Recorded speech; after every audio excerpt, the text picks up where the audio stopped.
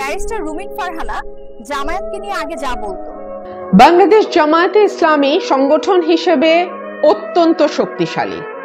গত কয়েক বছর বিএনপির সঙ্গে প্যারালালি যেই দলটির উপর ক্রমাগত নিবর্তন চালানো হয়েছে, যেই দলটিকে ভাঙবার চেষ্টা করা হয়েছে, যেই দলটির নেতাকর্মীরা জেল জুলুম থেকে শুরু করে মৃত্যুদণ্ড পর্যন্ত নানান রকম নিবর্তনের মুখে পড়েছে, সেই দলটির নাম হচ্ছে জামায়াতে ইসলামী।